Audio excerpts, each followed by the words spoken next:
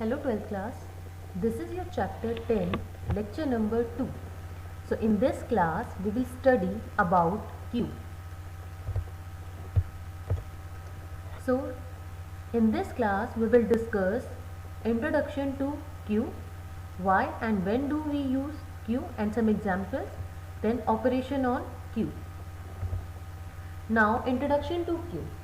A queue is a linear list that implemented in the FIFO manner, that is first in first out manner, where the insertion take place at the rear end and the deletion occur at front end of the queue.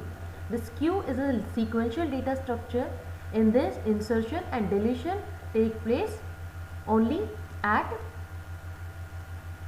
the rear end and the deletion occur at the front end.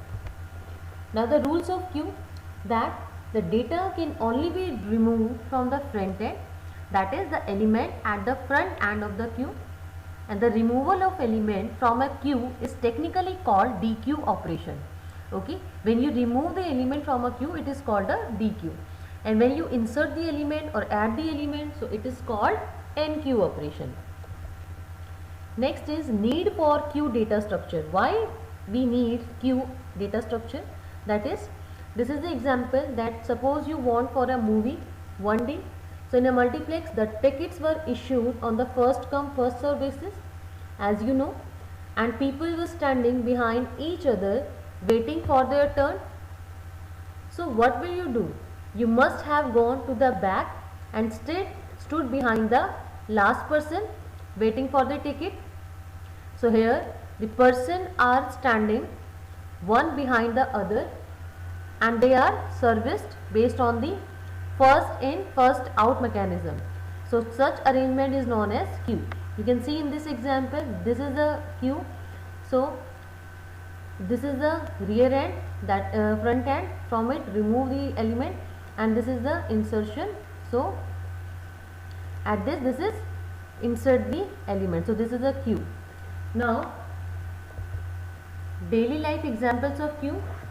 So these are the example, that is phone answering system, that a person who calls first on your gadget gets attended first.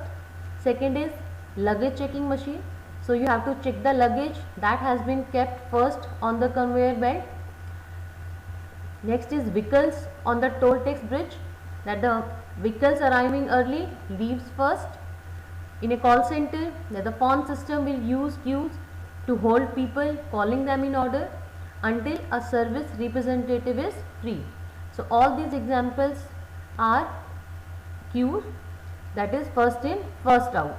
Okay, now one more example, that is your printer. So the system who gave you the command first, that the printer attend that system's command first, printer will attend that system first. Okay, and then the another system, and the last system.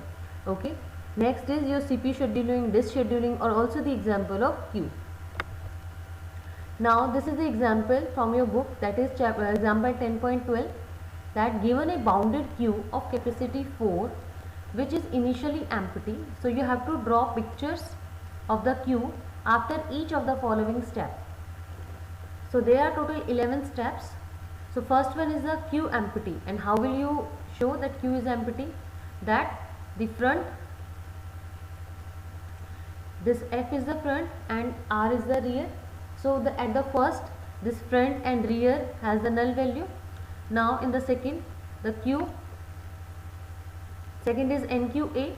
So front is 0 and now rear is 0. So that front and rear represent this one. Now third one says NQB, means enter the element B. So here at the rear end the element get inserted. Now the value of rear is also get changed, that is 1 now, it is increased. Now again you have to insert element C. Now the value of C become 2 now. Again you have to dequeue the element. It means now you have to delete the element. Now deletion will be done from the front end. So the value who has stored at 0th position will be removed. Now the value of front get increased now, that is 1. Again in the 6th you have to dequeue D, that is B now removed, NQD, sorry, so you have to insert D. Now your Q is full. Now question number, the 7th part says NQE. Now though your Q is full, so you have to enter E element in the Q. So it is saying that overflow, because the Q is bounded, it cannot grow. So if it could grow, then there would have been no overflow until no memory is left. So in Python, for queues implemented through list, since the list can grow, the overflow condition does not arise until all the memory is exhausted. Okay, so here this will not insert the element E, it will just show the message that is overflow. Now in 8th part you have to DQ. So again your B front is here, so delete this B value, and now the value of front get increased, that is 2. Again you have to DQ, then you the front is at C part, so it will remove the C, and now the front value get increased, that is 3. Again DQ, now D will also remove, so now front is none and rear is none, so the pointer will come at the starting.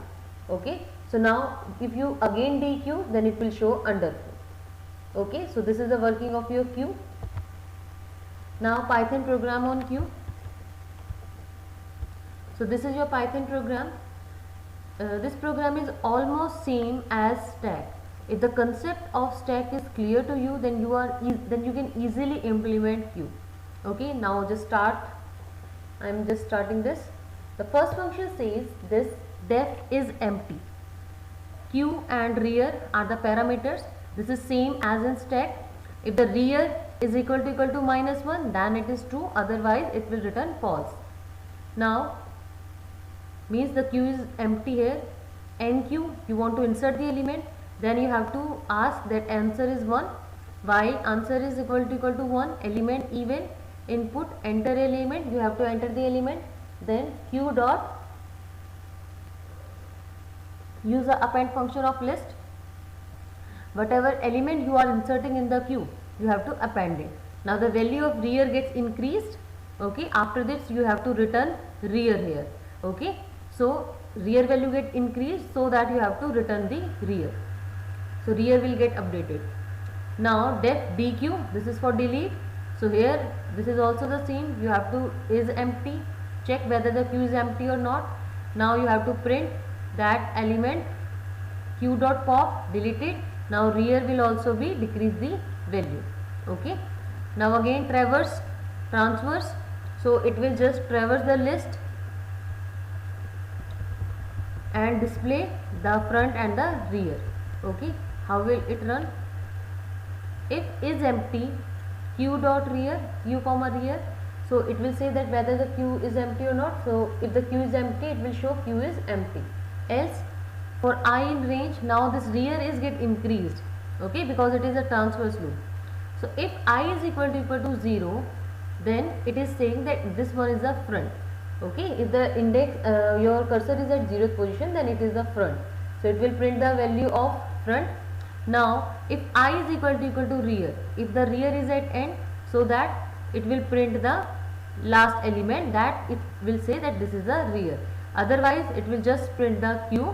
Okay, and end equal to space. So this is important. If you want to see the Q is in a horizontal way and the stack is in a vertical way, so you have to use this space here. If you do not write this space, then your list will show vertically.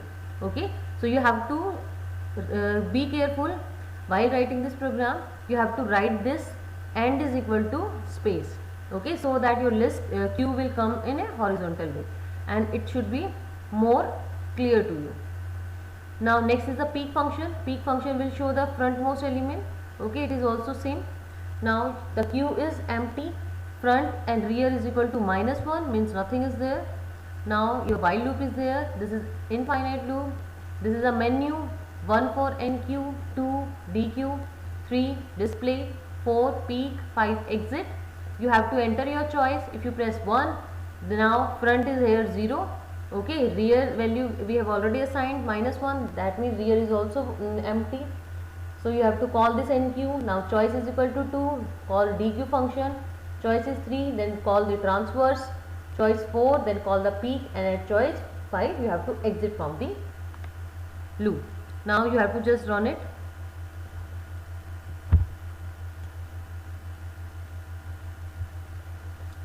So it will ask enter your choice 1. Now the element is 11, that is 12, 13, 14, 15. Okay, total 14 elements, 11, 12, 13, 14, 4 elements are there. So you want to display, then display. So this is your list. So this 11 is the front and this 14 is the rear. Now again what you want to do, you want to check the peak element, then it will say that frontmost element is 11. Again you have to DQ. Now it says that element 11 is deleted. If you want to display, then it will show this. Now 12, 11 has deleted because it is at the front position, so that front will be deleted. Now again you want to delete it, so again 12 will get deleted. So you want to display, okay, again you have to press 2. Now 13 delete, again press 2. Now 14 is deleted. Now it is saying that queue is empty. Okay, so I hope this is clear. Okay, so this is your program on queue. So next is your homework. The homework is saying that you have to implement this queue on your hand.